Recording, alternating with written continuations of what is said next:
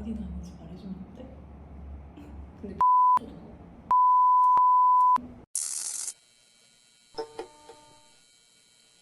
경희대학교 컨벤션 경영학과 18학번 조수원입니다.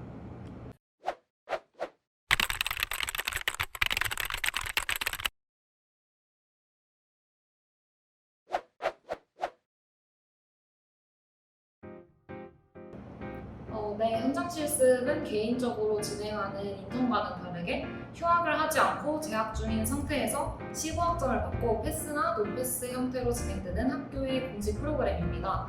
보통 기간은 방학 동안 하거나 아니면 학기 중에 하는 두 가지 방식으로 나뉘는 것 같아요.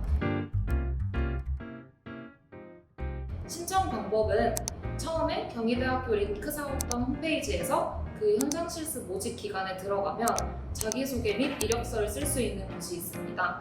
해당 자료를 채우게 되면 현장 실습이 가능한 회사들의 리스트가 뜰 거예요. 그러면 목록 중에서 해당 회사가 어떤 업무를 하는지 알아보고 그 회사에서 요구하는 정도와 자신이 펼쳐낼 수 있는 능력들을 잘 비교해가면서 지원을 하면 됩니다. 지원 이후에는 1차로 학교 자체의 서류 심사를 거치고 2차로는 회사에서 이제 개별 연락이 와서 면접 방법에 대한 정보를 얻을 수 있습니다. 현장 실습을 신청한 이유부터 말씀드리면 대학교는 사회로 나가기 전 많은 준비를 할 수 있는 마지막 기회라고 생각을 합니다. 그래서 사람마다 생각이 다르긴 하겠지만 저는 최대한 많은 것을 경험하는 게 중요하지 빠르게 졸업해서 졸업장만 따는 게 대학을 다니는 목표는 아니라고 생각을 합니다. 그래서 졸업 이전에 인턴이든 교환학생이든 최대한 많은 경험을 해보자고 생각을 했는데 모두가 아시다시피 코로나 때문에 취직은커녕 인턴이나 계약직을 뽑는 곳도 잘 찾을 수가 없었습니다. 근데 마침 현장 실습이라는 좋은 기회를 맡게 되었고 학점도 따면서 업무도 체험해볼 수 있는 두 마리 토끼를 놓치지 않을 이유가 없다고 생각했습니다. 킨텍스에 지원한 이유를 말씀드리면 저는 대학 진학 이전부터 컨벤션에 대해서 관심이 많았습니다. 그래서 계속 다짐했던 것이 첫 사회생활은 이 컨벤션 업계에서 하고 싶다는 생각이었어요. 근데 사실 처음부터 킨텍스에 지원한 것은 아니었고 처음에는 리드라는 전시 업체에 지원을 했는데 면접에서 탈락하게 됩니다. 아쉽지만 다음을 기약하자는 생각으로 수강 신청도 다 올클로 했는데 혹시나 하는 마음에 킨텍스를 다시 지원을 했습니다. 근데 운이 좋아가지고 합격을 하게 돼서 이렇게 다니게 되었습니다. 킨텍스는 일단 10만 제곱미터가 넘는 전시장과 5,000평 가까이 되는 회의실이 있고 방문객들을 위한 다양한 부대시설과 편의시설이 갖춰진 국내 최대의 컨벤션 센터입니다. 게다가 이제는 제3 전시장도 건립 예정이어서 규모가 더 커질 것으로 예상이 되고 있습니다. 물론 경기도에 위치해 있다는 점에서 강남에 있는 코엑스보다 지리적으로 조금 뒤처지긴 하지만 GTX가 개통되면 킨텍스역을 만들어서 바로 앞에 내릴 수 있도록 접근성의 측면에서도 더욱 발달이 된다고 합니다. 그리고 또 주변에 숙박이 가능한 호텔들도 점점 세워지고 있어서 아마 국내 최대라는 타이틀에 더불어 최고의 컨벤션 센터가 되지 않을까 생각합니다. 저는 지금 킨텍스의 많은 부서들 중에 컨벤션 마케팅 팀이라는 부서에서 일을 하고 있습니다. 이 부서에서는 기업회의나 협회회의, 세미나, 그리고 많은 전시들의 부대 행사를 유치를 하는 일을 하고 있고 이제 컨벤션 같은 그런 회의나 전시 부대 행사를 유치하고 싶다는 문의를 받게 되면 이제 사용 가능한 회의실이나 그랜드 볼룸 등의 시설을 확인을 하고 스케줄 확인을 하고 배정을 해주고 그 다음에 계약을 진행하는 일을 맡고 있습니다. 즉 문의한 행사의 규모와 성격을 파악한 다음에 각 회의실의 수용 인원과 시설의 구조 등과 같은 적정성을 판단하여 알맞은 가격으로 배정을 해주는 일을 하고 있습니다. 아무래도 우리가 서비스 산업의 특징 중에 하나로 배우는 무역성이 있기 때문에 문의한 곳에서 행사 전 회의실을 미리 체험을 해보고 싶어 하시는 곳이 많습니다. 그런 경우에는 사전 미팅을 나가는 일도 하고 있고요. 사실 저도 처음에는 킨텍스에서 일하면 높은 수준의 외국어 능력이 필요할 것이라고 생각했습니다. 근데 사실 외국 바이어들과 이야기를 하거나 직접 만나는 거는 PCO들이 하는 일이기 때문에 전시 쪽에서는 특별히 영어 회화를 할 일은 없었습니다.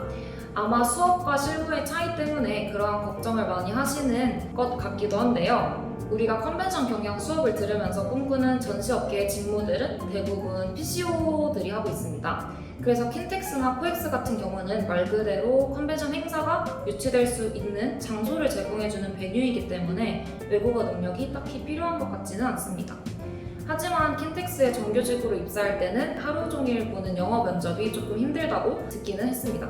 또한 드문 경우이긴 하지만 얼마 전에는 외국 업체가 우리 전시장에 신청서를 보내고 싶어 해서 그 양식을 영어로 번역해야 하는 일은 있었습니다. 그래서 이 때문에 저희 팀 대리님께서 영어 서신 양식 작성에 관한 직무 교육 프로그램을 들으시는 걸 보기도 했습니다.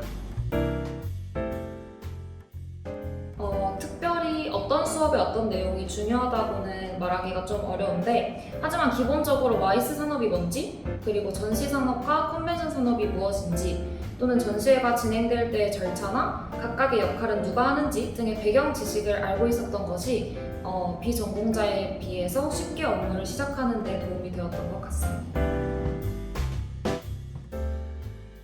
안 그래도 3월 초에 저희 팀에서 했던 워크숍의 메인 주제가 코로나로 인한 회의실 공실 타개 방안이었습니다. 이런 내용을 메인 주제로 다룰 정도로 현재 코로나로 인해 회의실 내 수용 인원도 훨씬 작아지고 기업들 자체에서도 행사를 많이 취소하는 편이라 매출이 확 줄어든 건 사실입니다.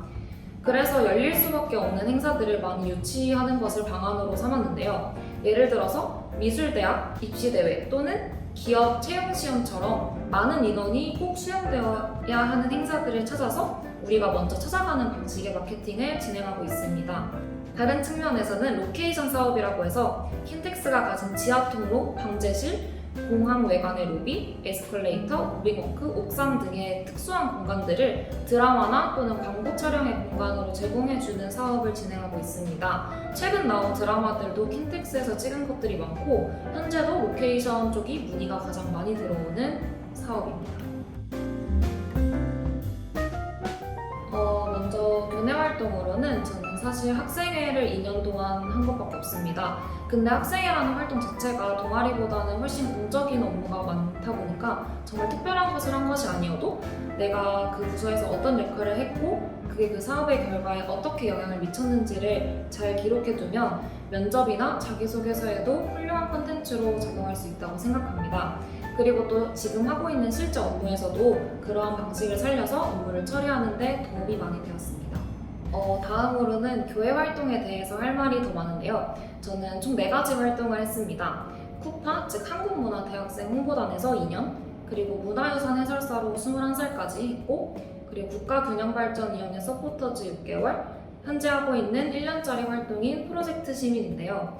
이 4가지 활동의 공통점은 모두 오랜 기간 동안 진행했던 활동이라는 것입니다.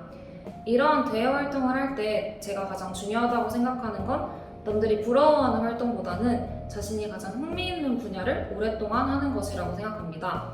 그래서 무조건 대기업 서포터즈가 좋다고 생각하기보다는 자신의 생각을 좀 더 자유롭게 펼칠 수 있고 주도적으로 무언가를 할 수 있는 연합 동아리를 저는 추천하고 싶습니다.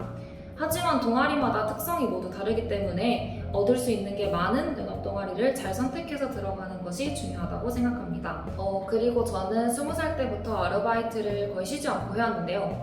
근로장학으로 운전면허 시험장, 초등학교 도서관, 국가보훈청에서 일해보기도 했고 코엑스 스태프, 스터디룸, 카페, 레스토랑 등 정말 안 해본 것을 찾기 힘들 정도로 다양한 분야의 일을 해보았습니다.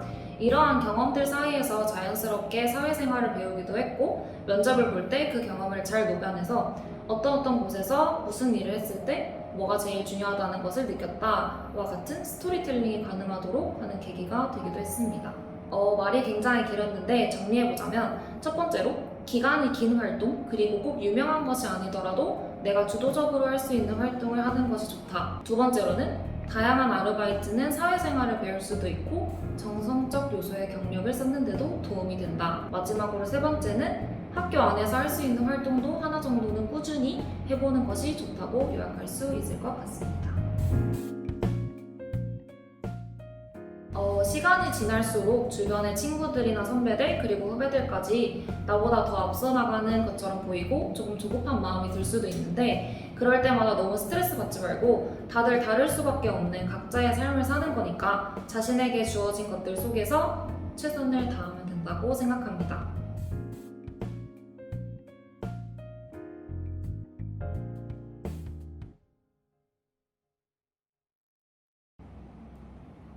어디 다니는지 말해주면 안 돼? 근데 빈센조도 펜트하우스도 펜트하우스는